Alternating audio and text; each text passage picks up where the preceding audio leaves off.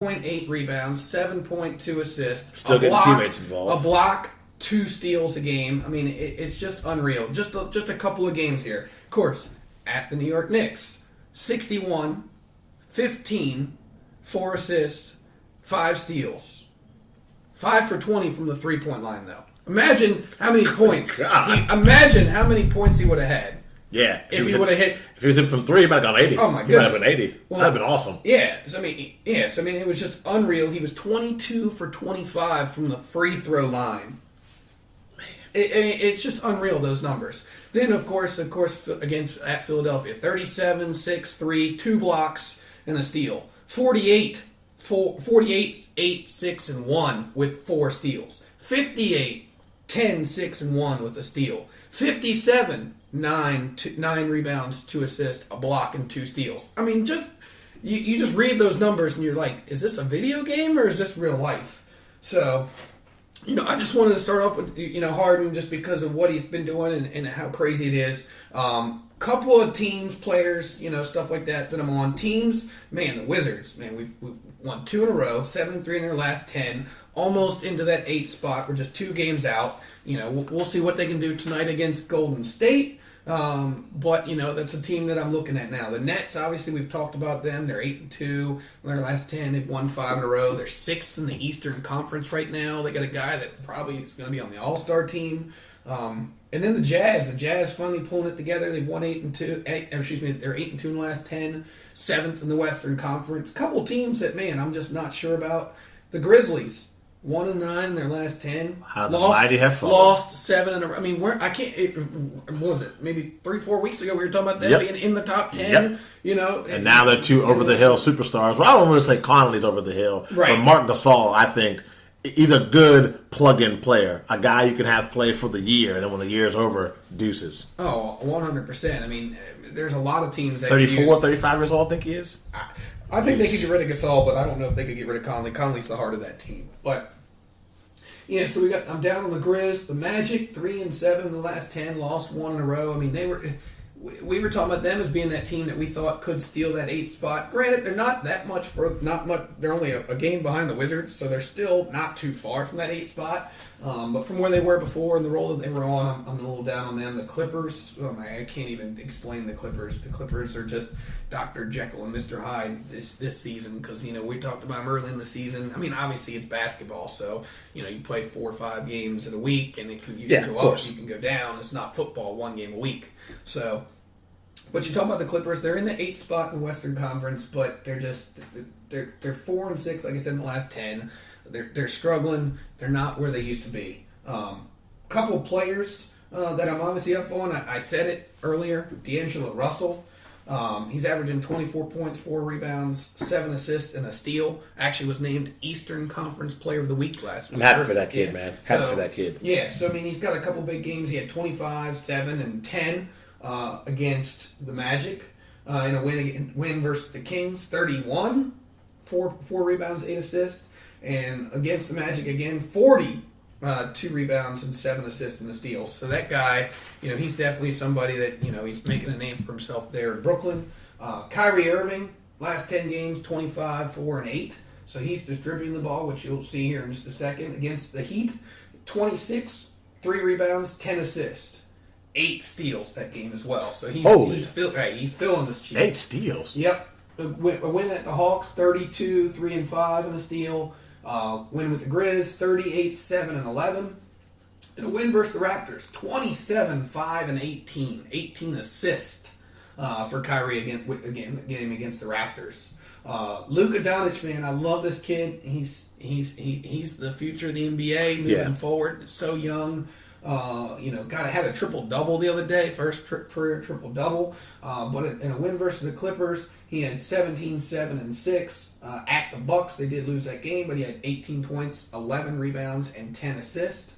Lost versus Spurs, he had 25, 8, and 8. So he's one of those guys also, 20-point triple-double guy. Any game of the week, he's getting 8 rebounds, 8 rebounds, 8 assists. So he's flirting with the triple-double. Paul George. Man, this guy, for the career, he's averaging 19 points, 6 rebounds, 3 assists, and 2 steals. This year, he's averaging 27 points, 8 rebounds, 4 assists, and 2 steals. So he's MVP candidate. MVP candidate by far. Against the Blazers, or in the last 10, he's 28 points, 7 rebounds, 4 assists, and 3 steals. So, I mean, 3 steals in the last 10 games averaging. I mean, he's up for that Defensive Player of the Year big time. So, against the Blazers, he had 36 points, 8 rebounds, 4 assists, 5 steals. In a win at the Knicks, 31, 4, and 1 steal. The Lakers, 27 points, 7 rebounds, 8 assists, 3 steals. And then at the Sixers, 31 points, 6 rebounds, 5 assists, and 3 steals. Couple players, if you want to talk about them, you know, we do talk about players that we're down on. Al Horford, what's he doing? And what is he doing in Boston right now? You know, he's not. I mean, clearly we know what he was when he was in Atlanta, and we know what he was last year for them. Yeah, he was awesome in the playoffs. This year, we don't know where he is. Reggie Jackson for the Pistons. They really need him to step up and do something. But I believe it was like 2014 was the last time he averaged over 14 points a game. So, you know, his numbers just continue going down. Josh Jackson in Phoenix. I know Phoenix is just not, you know, they are where they are. And we know they're at the bottom. But I mean, you need some players to step up. As high of a draft pick as he was, you know, he needs to turn it around and do something. And then De'Aaron Fox, you know, we talked about how good he is, but, you know, he's been struggling as of late. He's actually out with a toe injury, I believe, right now. He's day-to-day, if I'm not mistaken, last time I saw. But, you know, in a game against the Nets in a loss, he had 9 points, 3 rebounds, and 6 assists. That's not a guy that could be up for an all-star. That's not a guy that you're thinking is a superstar or anything like that. So, you know, those are the players that I'm big on. You know, I hope that people, you know, they hear those things. I know earlier in the year when we started this, it seemed like whoever I was down on the very next week, it seemed like they started popping off. So, you know, if you hear me, step your game up, prove me wrong, and get off the Hillward Report next week. Patrick Hilwig, ladies and gentlemen, with the birthday edition of the Hilwig Report. Still have yet to see a response from Hassan Whiteside. I think I tweeted the show to him twice. I got no reply, and I've seen no difference in his game. So maybe Hassan is afraid to hit play. Maybe he's heard what's happened to the rest of some other people, so he doesn't want to hit play. But he needs to, because Klay Thompson, I tweeted Klay Thompson the show, and then that next week, my man was on fire, and 10 3-pointers the other night, like it was layups. So, I mean, the Hilwig Report has an effect, so we'll have to see. Before we get into that Washington Wizards report, like talk about the Washington Wizards, of course, and us being local DC guys, I kind of wanted to piggyback back to that Memphis talk. I know we were talking about the Grizzlies potentially trying to see if they can get trade offers for Gasol and Conley, and you talked about how Conley's the heart and soul of that team. He is also one of the guys that when the NBA had that uptick in salary cap, and the salary started going through the roof, the first man to get signed and go through there was Mike Conley Jr. to get his mega deal. And I think part of that's part of the reason why it's hard, or could be hard, to move Mike Conley Jr. But he is still definitely a very, very good, serviceable point guard. There's a lot of teams in the NBA that need point guards. When you think about a team like Orlando Magic needs a point guard, the Phoenix Suns, hey, the New York Knicks could use a legitimate point guard. And also, maybe down the road, that's a possible chip you can use to get a Kevin Durant. Hey, we got Porzingis, we got Mike Conley Jr., a veteran point guard. Add you to the mix, plus Kevin Knox. Here's what we can offer you in New York. Just a thought. I just think that the Grizzlies have held on to those two guys as long as they could. You know, grind and grit. That was their mantra. Zach Randolph and Gasol had a really good couple of years down there. But now it's kind of time to turn the page. The NBA has changed. I mean, you talk about it all the time, Pat, and I talk about it all the time, how the game now is, you know, the stretch four. Pass the ball around, get the open shot. Kind of that dink and dunk back to the basket game is kind of going away. And Memphis has held on to that where they had Tony Allen playing defense, getting in people's shorts and getting in people's heads. That time of basketball, that era is kind of over. So I think for the Grizzlies to even be considering a changing of the guard and kind of how you do things is a good thing. But my wonder is, what can you get back for those two? Conley because of the contract and Gasol because of the age. Oh, 100%. I mean, you just don't know with that team. I mean, they lost Zach Randolph. You know, it was a couple years ago, whatever. But you know, they're not that team that they were. They're not that grinding team. You know, that was the team. They would slow the ball down. They would beat you down inside. Gave Golden State hell that one year. Oh my gosh! And they're just not that team anymore. I mean, you look at a team kind of like the Clippers when they got rid of Blake Griffin, DeAndre Jordan, Chris Paul. You know, they were able to get back. They were able to kind of build and get something out of it. But I don't know, Memphis. I just don't see anybody trying to take on that contract. One, and two, I just don't see them really being able to get any big chips. I mean, I'd have to look and see. Gasol's not a young guy, a young spring chicken that somebody's just going to dump all this money into and try to build their team around. You're getting him as a plug and play. You get him for this season. He does what you need him to do, and then he's gone. Yeah, but I mean, you talk about teams that could use a point guard like Conley. I mean, you talk about teams in the Western Conference. Think about the San Antonio Spurs. They had that injury early in the year with DeJounte Murray. The Clippers, even. I mean, they got a young guy.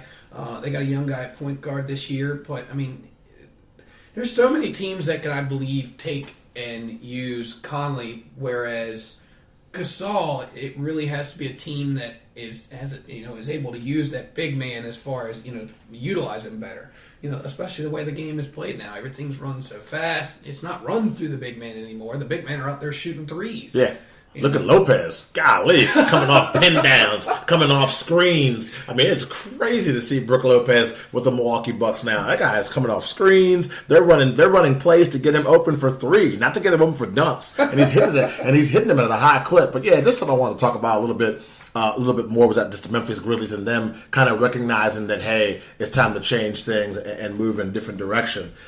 So the Washington Wizards, man, we've run the gamut of emotions. Preseason, we're going to the Eastern Conference Finals. Squad up, DC family. Nobody can see us except we want Boston. Season started really, really slow. Oh my God, we're going to tank. We're getting the top 5 draft pick. John Wall succumbed to that heel injury, having surgery, out for the year. Trade everyone. Blow it up. And including me, I was one of the guys that was like, I think it's time to call it a wrap.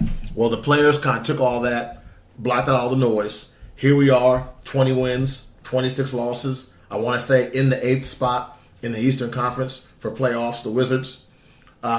Also, we have 2 games in a row that they've won. 7 of their last 10 they've won. Playing much better basketball. Without all these injuries and all this craziness going on, we never would have known about this kid, Thomas Bryant, who's been playing phenomenal basketball. Bradley Beal showing a level of leadership we never saw from Bradley Beal before. Even Otto Porter starting to come around a little bit, play some better basketball. You and I say it every show. We'll keep on saying it every show until you prove us wrong. But Jeff Green, probably one of the best pickups the Wizards have had in a really long time. And Trevor Ariza is slowly getting into his role and getting comfortable again, being back in D.C. So that's kind of where we're at right now with the Wizards. They play the Golden State Warriors tonight. Low expectations for me on that game. But hey, in the NBA, anything can happen.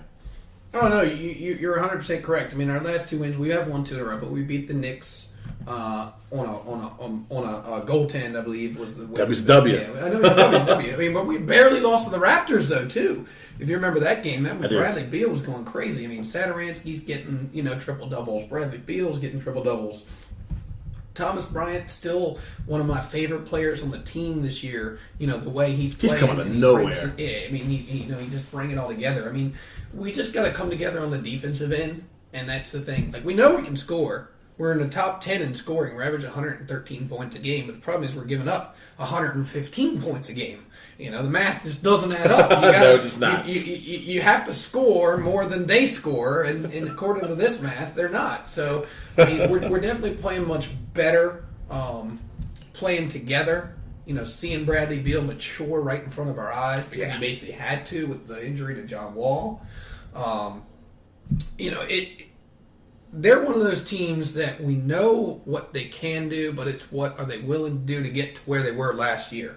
Last year, what did we win? 43 games, I think, last year. Yeah, that's right. Yeah, that sounds about right. Let's see, 43 and 39 last year. So right now we're below 500. We're at 43. 435 at 20 and 26 this year. But we can turn it around. It's just going to take a bunch of games in a row where we come with the defensive intensity, and we do what we always do. We always play the really good teams.